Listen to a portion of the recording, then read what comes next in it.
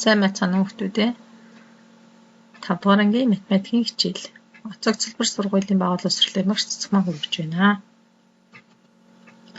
Өнөөдрийн хичээлд хэрэглэгдэх маань 5 дугаар ангийн сурах бичиг, дэвтэр, үзэг, шугам, харандаа хэрэг болно.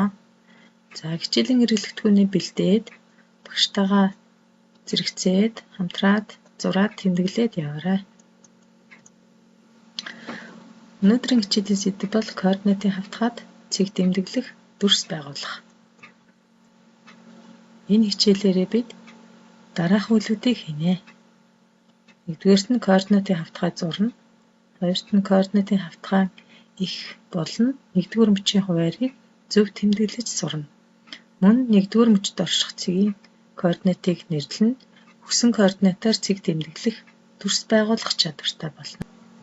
Өмнөх мэдлэгээ эсэргийн санацгаая.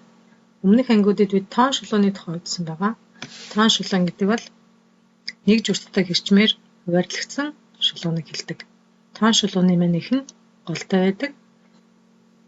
Тооллын ихээсээ баруун гарт тишээгээ эерэг хуваариуд, зүүн гарт тишээгээ сөрөг хуваариудыг тэмдэглэдэг. Бид тоон шулуун дээр өгсөн байршилд цэгийг тэмдэглэж чаддаг болсон байгаа. За жишээлбэл А цэгийг тоон шулуун дээр тэмдэглэцгээе. А цэг нэмэх 4 гэсэн байршилд байна. Мөн тоон шулуун дээр бид цэгийн байршлыг тодорхойлж чаддаг чадвартай болсон байгаа. За жишээ нь эрвээхий хаана байна вэ? Эрвээхий хасах 5 гэсэн байршилд байна. Тэгвэл бүгдээрээ энэ хөөрхөн дэгдэхийг тоон шулуунаа ашиглаад хаана байрлаж байгааг нь тогтоож болох уу хүүхдүүд?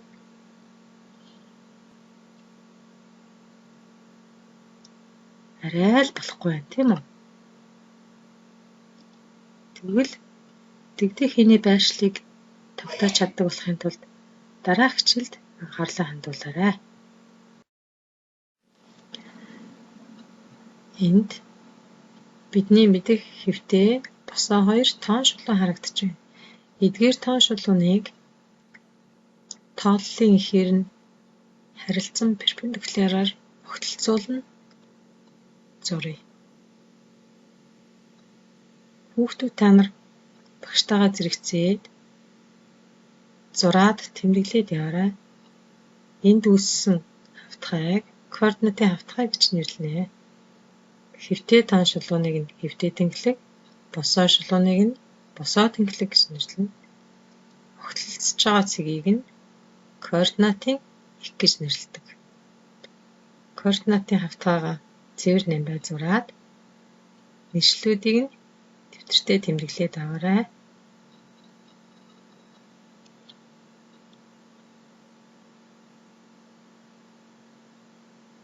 Эндээс бүгдээрээ координатын хавтгай гэсэн тодорхойлолтоо гаргая. Тооллын ихээрээ огтлолцсон харилцан перпендикуляр тоон шулуун бүхий хавтгайг координатын хавтгай гэж нэрлэдэг байх нэ. Дэвтэртээ тэмдэглээд аваарай хүүхдүүдээ.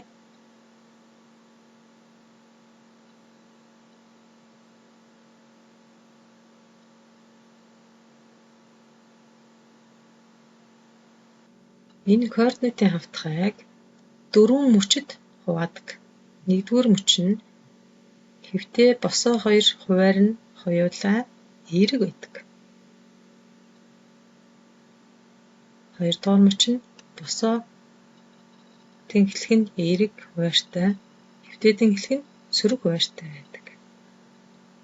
Гуравдугаар мөч нь босоо хэвтээ 2 тэнхлэх хоёулаа сөрөг хуваартай байдаг байна. Дөрөвдүгээр нь хэвтээ тэнхлэг эерэг, босоо тэнхлэг сөрөг хуваартай байна. Цаашид бид хэвтээ босоо тэнхлэг нь аль нь эерэг хуваартай буюу нэгдүгээр мөчтөр ажиллаад явна. Координатын хавтгайгаа ашиглаад өмнөх дэгдэхийнхээ байрлалыг тодорхойлцгоё. Координатын хавтгай цэгийн байршлыг тэмдэглэхдээ хэвтээ тэнглэгийн хуваарийг эхэнд нь, бусад тэнглэгийн хуваарийг дараа нь тэмдэглэдэг. Тэгэхээр бидний дэгдэхийний маань байрлал 8, 5 гэсэн координатад байрлаж байгаа байна. За өмнөх тоон шулуун дээр цэгийн байрлалыг тэмдэглэхдээ бид 1 тоогоор тэмдэглэдэг байсан бол координатын хавтгай дээр 2 хос тоогоор тэмдэглэдэг байна. Энэ ялгааг анзаараарай хүүхдүүдээ. Дэгдэхийг 5, 8 гэсэн координатад шилжүүлэн байршуулъя. Өгсөн координатад зэгийг тэмдэглэхдээ хэвтээ тэнглэгийн хуваарийг эхэндээ, бусад тэнглэгийн хуваарийг дараа нь тэмдэглэдэг зарчмаа саная. Тэгвэл эхэнд нь байгаа 5 гэсэн цифр хэвтээ тэнглэгийн хуваар, дараа нь эцэн 8 гэсэн цифр бусад тэнглэгийн хуваар болж таарлаа. Энэ хоёр тэнглэгийн огтлцол дээр дэгдэхий минь байрлаж байна.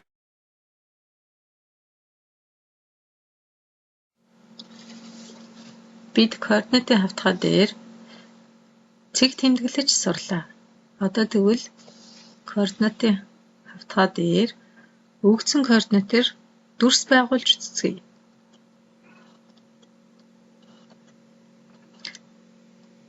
За даалгавар уншия. Координатын хавтгайд дараах цэгүүдийг тэмдэглээрэй. За хүүхдүүдээ координатын хавтгайгаа зураад эдгээр 3 цэгийг тэмдэглэе. За координатын хавтгайгаа зураарай.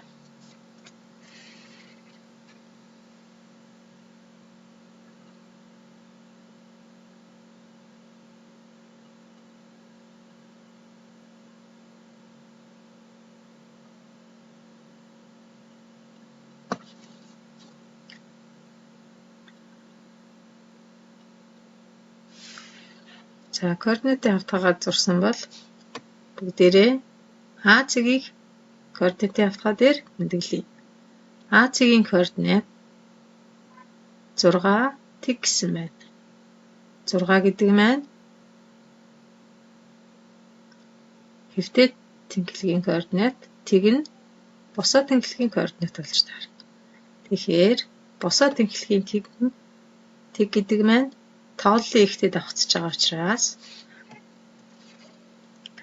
А цэг маань хэвтээ тэнглэгийн 6 дээр байрлана. За Б цэгийн координат нь 6 гэж өгөгдсөн учраас хэвтээ ба босоо тэнглэхийн 6-гийн огтлцол дээр Б цэг байрлана. С цэг нь 3, 6 гэж өгөгдсөн. Тэгэхээр хэвтээ тэнглэхийн 3, босоо тэнглэхийн 6 гэсэн үг. За ингээд бүгдээрээ 3 цэгээ тэмдэглэлээ.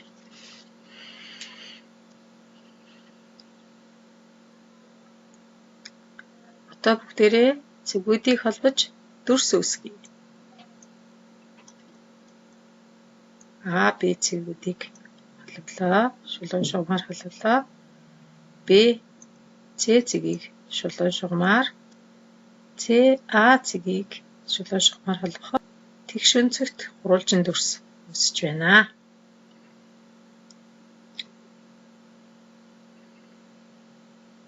За бүгдээрээ багштайгаа зэрэгцээд дүрсээ зураад хийгээд яваарай.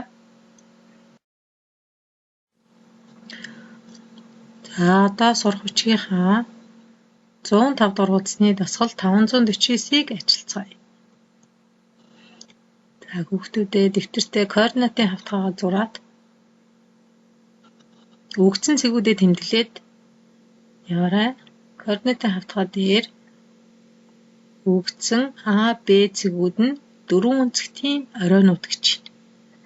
За цэгүүдэд тэмдэглэе.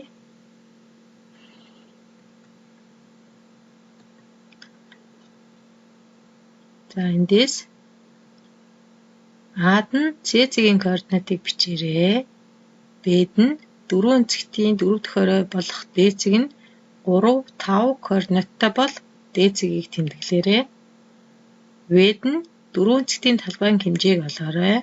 Нэг нүдийг 1 квадрат гэж тооцно гэсэн 3 төрлийн даалгаврыг гүйцэтгэх нэ.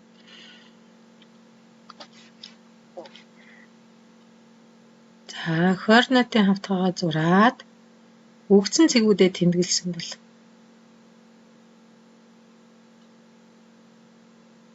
даалгавруудаа гүйцэтгэж эхлэе. За, ад нь С-ийн координатыг бичээрэй гэсэн. С-ийн маань координат хэвтээдийн хэлгийн 5, босоодын хэлгийн 3 дээр байрлаж байна.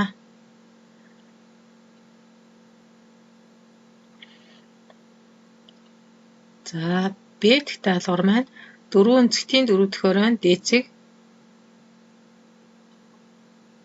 дээцэг нь 3, 5 гэсэн координаттай бол цэгийг тэмдэглээрэй гэсэн. Даалгавар хэлсэн. За, тэгэхээр 3, 5 гэсэн учраас хэвтээ тэнхилгийн 3, босоо тэнхилгийн 5 гэсэн үг. За, энэ цэгийн огтлцол дээр Д цэгийг тэмдэглэнэ.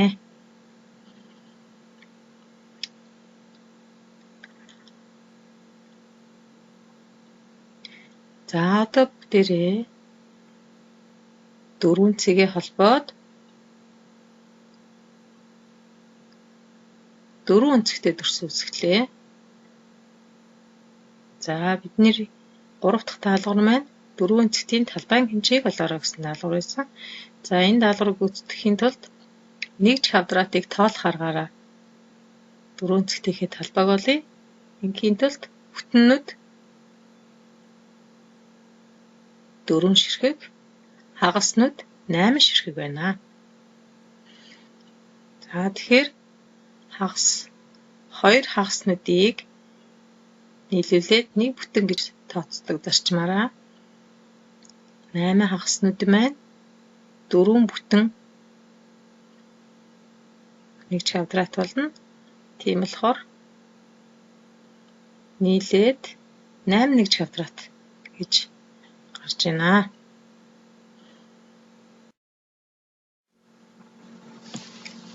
За,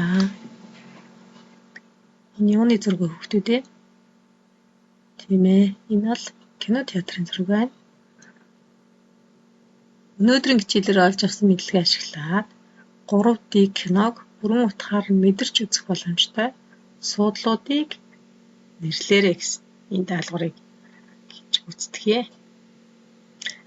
За, тэгэхээр энд кино театрын суудлын палаан зураг нь харагдаж байна. За, энэ зурган дээр ногооноор тэмдэглэгдсэн суудлуудыг киноны мэргэжилтнүүд хамгийн боломжтой суудал гэж үзсэн бахнэ. За, тэгэхээр эдгээр суудлыг бүгдээрээ нэрлэе. Хийн тулд дэлгэц талаасаа 1-р игнэ, 2-р игнэ гэж явна. Тэгэхээр бидний ашигтай суудал 6-р игнэний 5, 6, 7, 8-р суудал болж тарах нэ. За, өнөөдрийнхөө хичээлд анхааралтай оролцож мэдлэг оюунаа зузаалсан хүүхдүүдтэй баярлалаа. За, ингээд гэрийн даалгавраа тэмдэглээд сурах бичгийн 104-р хуудасны дасгал номер 545, 547-г